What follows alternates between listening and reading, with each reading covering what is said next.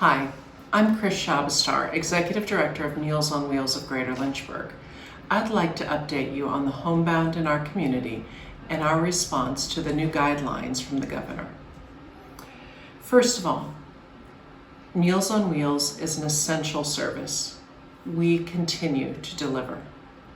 We are guided by our mission to provide hot, healthy meals, friendly visits, and a connection to the community for some of the most vulnerable in our midst, the homebound. Locally, nationally, and globally, our world is changing, but we will continue to be driven by our mission. Let me give you just a glimpse of what that looks like. I'm happy to say that in January, when this was just starting to get attention overseas, we were already implementing dockside pickup at Virginia Baptist Hospital. This meant that our volunteers no longer needed to park their cars, walk through the hospital, and pick up their meals in the kitchen.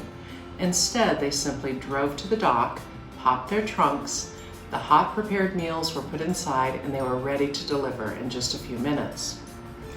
So in mid-March, when we started hearing about how this was going to impact us locally, we decided to implement similar procedures at our other pickup location. The logistics are a little bit different, but it was really a quick and seamless transition. This change allowed us to keep our volunteers and our recipients healthy and safe. But perhaps the hardest change for all of us has been the restrictions on interactions between volunteers and recipients. Volunteers are now instructed to place the meal at the door, ring or knock, and take a few steps back to a safe distance. They then wait for the recipient to come to the door so that they can still check on their health and safety. Unfortunately, it is not taking the place of the hugs and the chats that used to be so vital to every delivery, but we want to continue to check on everyone's safety, provide that important connection to this community, but still keep everyone safe. You know, in normal times, we deliver to an incredibly vulnerable population. And now, with the health crisis, they are even more at risk. You know, some of our recipients were experiencing deteriorating health issues, and the growth in our services has been dramatic over the last 12 months. So in addition to changes in our protocol for delivery, we are also trying to meet the needs of an ever-growing recipient base. Since March 1st, we have already added 32 new people to our delivery routes, most of them the very next day after they called.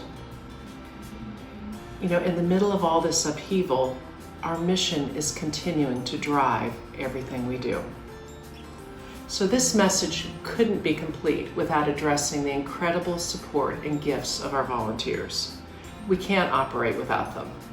To serve the greater Lynchburg area, over 400 meals a day on over 30 routes, it takes about 1,400 people to make this happen. But many of our volunteers were over the age of 65 or in a vulnerable population. So we want them to stay healthy, stay safe, and to make the best choices for their own long-term good. So we have been blessed by an amazing number of new volunteers, and they've been stepping up to the plate in incredible numbers.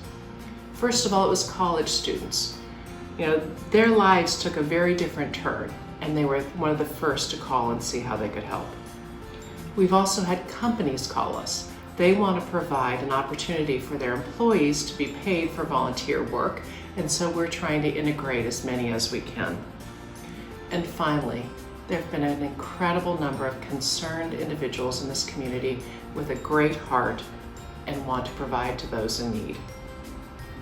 All of you are helping support our mission, and I am incredibly grateful to each and every one of you. Many people have asked how they can help. This is a time when we have less control than normal over many aspects of our lives, and being able to do something is looking very different. So here are some of the things that I would like to suggest you consider. First of all, volunteer if you can. Of course, we need volunteers right now to help deliver while the community is in crisis, but we also need people who will consider a longer-term commitment.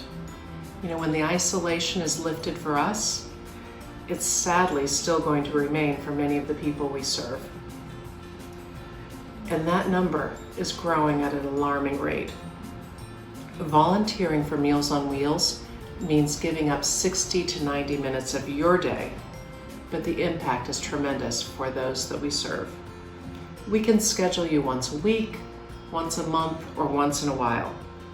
But that commitment from you is what will keep us going long into the future. So please considering whether volunteering might be right for you. Secondly, donate if you can. These changes and this growth were unprecedented and unbudgeted. Unfortunately, at least 3 of our major fundraisers were scheduled over the next few months, and all have had to be either canceled or postponed. It's easy. $5 pays for a meal. $110 will buy a month of meals. $1,300 will provide a year of meals for one of our recipients, and that is less than a single day in the hospital. Your financial support will allow us to remain true to our mission and continue to deliver the meals without waiting lists. Third, connect if you can. We all know someone, family, friends, neighbors, who are even more limited than ourselves. They need to hear from you. So trust me, these connections will be life-changing for both of you. Meals on Wheels is incredibly grateful for the support that everyone in this community has shown us and for the response during this time of crisis. We are here for the homebound in our community, and with your help, we will stay true to our mission now and long into the future.